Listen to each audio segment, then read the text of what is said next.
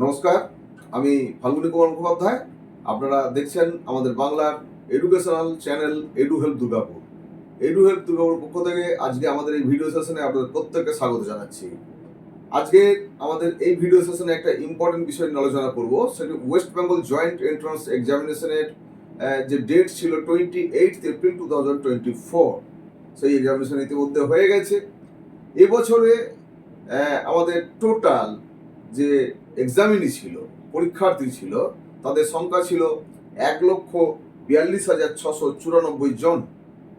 Total West বেঙ্গলে সরকারি এবং বেসরকারি সমস্ত কলেজে 33,000 প্লাস সিট রয়েছে। ভিডিও সেশনের ইম্পর্টেন্ট বিষয় হচ্ছে যে ওয়েস্ট বেঙ্গল জয়েন্ট এন্ট্রান্সের যে কাউন্সিলিং হবে, অর্থাৎ আপনাকে অ্যাডমিশন নিতে গেলে কাউন্সিলিংয়ে পার্টিসিপেট করতে হবে। সেই কাউন্সিলিংয়ের রুলস এবং গাইডলাইন, এই দুটো নিয়ে আমরা আজকে আলোচনা করব। যেখানে 1,42,694 জন হচ্ছে পরীক্ষার্থী, আর সিটের সংখ্যা মাত্র 33,000 কিছু বেশি। সুতরাং বুঝতে পারছেন যে এই কাউন্সিলিংটা কতটা কম্পিটিটিভ হবে।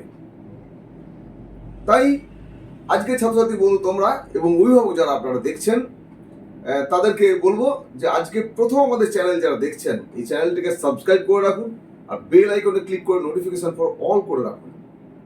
এইটা একমাত্র চ্যানেল যে চ্যানেলে আপনারা সরাসরি ফোন করে আপনাদের বিভিন্ন ধরনের পরামর্শ আপনারা করতে পারবেন, কোনো সাজেশন নাও থাকলে নিতে পারবেন।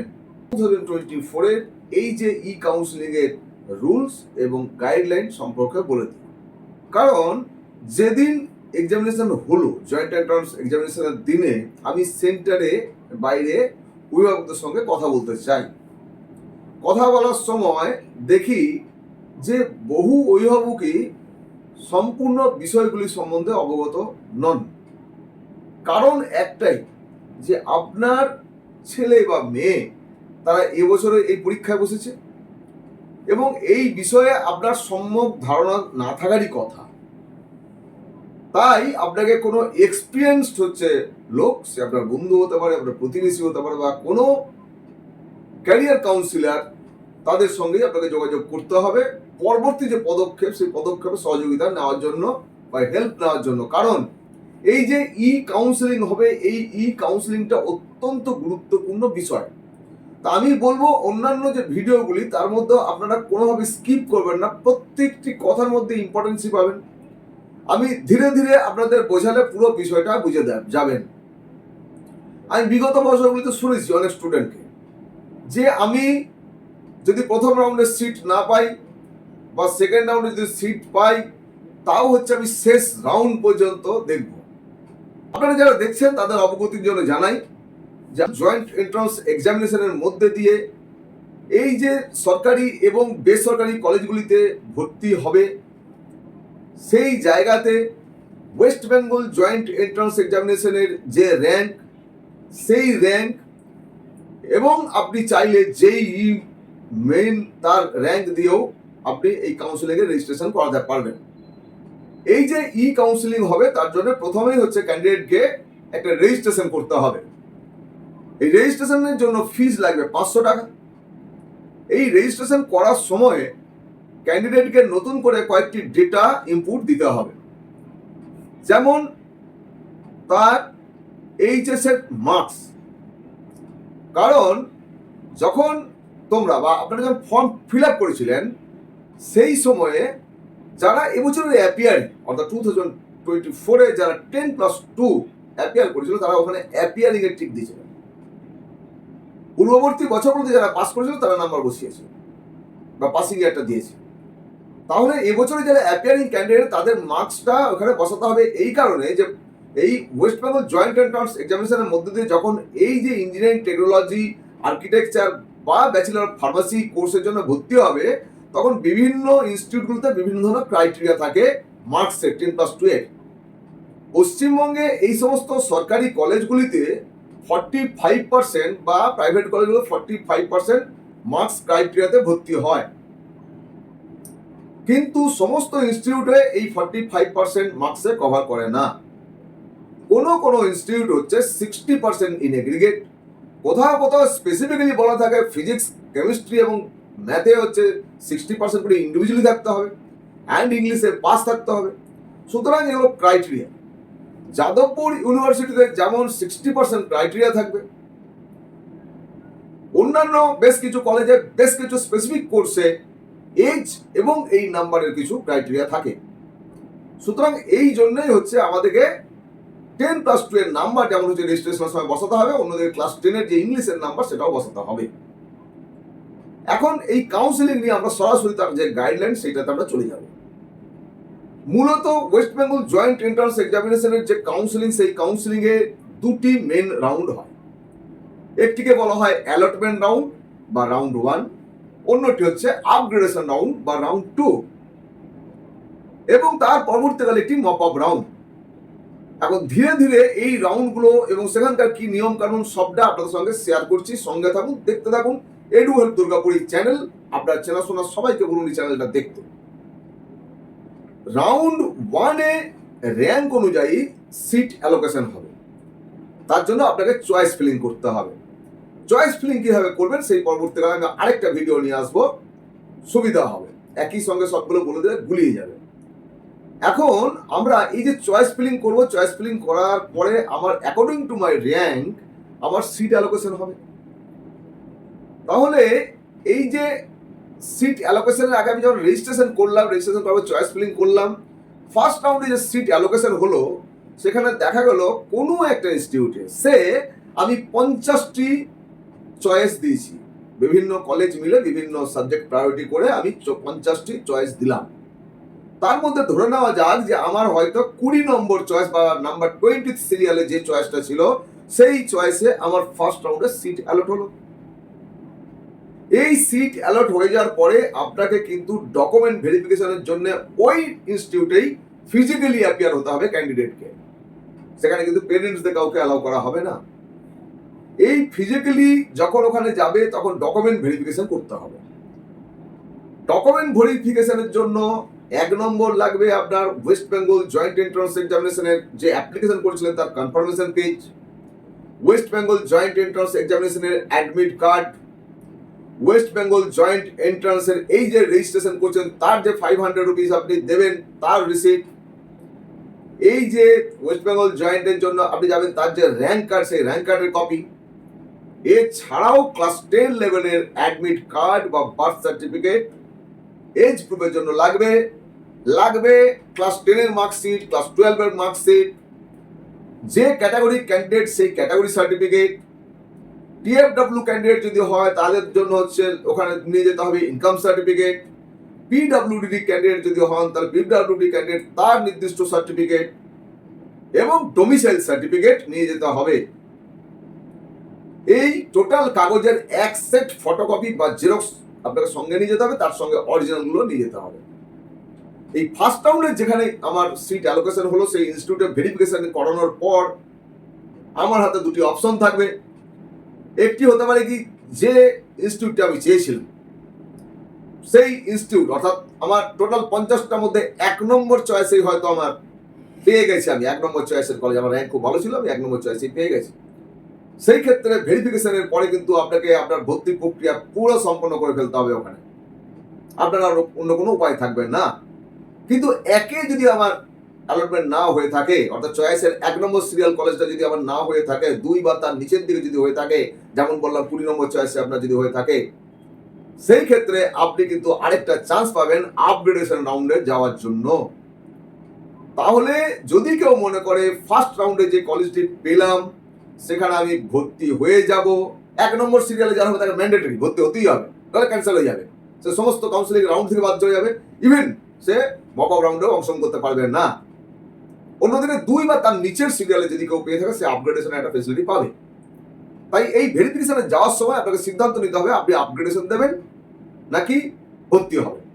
যদি মনে করেন ভর্তি হবেন তাহলে আপনাকে এখানে নো আপগ্রেডেশন একটি ফরম্যাট থাকবে, সেই ফরম্যাটটি আপনাকে প্রিন্ট করে ফিল আপ করে নিয়ে যেতে হবে। আর যদি মনে করেন যে না আমি আপগ্রেডেশন দেব, দেন নো আপগ্রেডেশন ইয়েস আপগ্রেডেশন ফর্মটি ফিল আপ করে আপনাকে যেতে হবে। ইয়েস আপগ্রেডেশন ফর্মটা আপনি ডকুমেন্ট ভেরিফিকেশন হয়ে যাবে সাকসেসফুলি, হয়ে যাওয়ার পরে আপনি ওখানে ইএস আপগ্রেডেশন ফর্মটা জমা করবেন। জমা করার পরে ওখান থেকে আপনাকে কম্পিউটার জেনারেটেড একটি পেপারস দেওয়া হবে, এটা কেউ নিতে ভুলবেন না। ওয়েট করতে হবে সেকেন্ড রাউন্ডের জন্য। ফার্স্ট রাউন্ডে যারা কলেজ পেল তারা আপগ্রেডেশন দিলেন, আর যারা ফার্স্ট রাউন্ডে পেলেন না তাদের আর কিছু করার নেই, চয়েস ফিল করা হয়েছিল, তারা সেকেন্ড রাউন্ডের জন্য ওয়েট করবে। কারণ ফার্স্ট রাউন্ডে না পেলেও অনেক সময় সেকেন্ড রাউন্ডে হচ্ছে পেয়ে যাওয়ার সম্ভাবনা থাকে, সুতরাং সেকেন্ড রাউন্ডের জন্য শুধুমাত্র অপেক্ষা করতে হবে। তাহলে ফার্স্ট রাউন্ডে যারা ইনস্টিটিউট পেলেন, কলেজ পেলেন, তারা হচ্ছে সেকেন্ড রাউন্ডে গিয়ে আপগ্রেডেশন দিয়েছিলেন, তাই সেকেন্ড রাউন্ডে আপগ্রেডেশন রেজাল্টটা দেখতে হবে। যদি আপগ্রেডেড হয়ে যায়, অর্থাৎ আমার 20 নম্বর চয়েসে ফার্স্ট রাউন্ডে লেগেছিল, এখন দেখা গেল 1 থেকে 19 যে আমার হাতে ছিল কলেজগুলি, তার মধ্যে কোনো একটা কলেজে কোনো একটা ব্রাঞ্চে আমার অ্যালটমেন্ট হয়ে গেছে, অর্থাৎ আপগ্রেডেশন হয়েছে, 20 থেকে আমি ওপর দিকে এসেছি। এই ক্ষেত্রে আপনাকে ওই নতুন ইনস্টিটিউটে গিয়ে আবার ডকুমেন্ট ভেরিফিকেশন করতে হবে এবং আপনাকে ওখানে ভর্তি প্রক্রিয়া সম্পন্ন করতে হবে। আপনি চাইলে ভর্তি নাও হতে পারেন। এখন এই ফার্স্ট রাউন্ডে বা সেকেন্ড রাউন্ডে যদি ইনস্টিটিউটে অ্যাডমিশন প্রসেস কমপ্লিট করে দেন, মানে অ্যাডমিশন হয়ে যান, then you will not be eligible for mop up round. আপনি আর মপ আপ রাউন্ডের জন্য এলিজিবল হবেন না। আর ফার্স্ট রাউন্ডে আমি সিট পেয়েছিলাম, আপগ্রেডেশন দিলাম, সেকেন্ড রাউন্ডে পেলাম, but I am not satisfied, তখন আমি ভর্তি হলাম না, ভেরিফিকেশন করালাম বাট ভর্তি হলাম না। সেই ক্ষেত্রে গিয়ে আপনি কিন্তু মপ আপ রাউন্ডের জন্য eligible.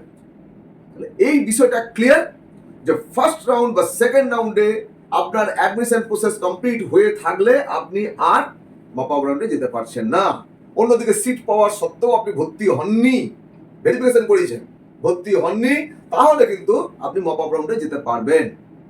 Very very very important যে এই যে মপ আপ রাউন্ডে যাবেন, মনে রাখবেন ফার্স্ট রাউন্ডেই অলমোস্ট সমস্ত ইনস্টিটিউট তাদের ভালো ভালো যে ব্রাঞ্চ সেগুলো প্রায় ফিল আপ হয়ে যায়।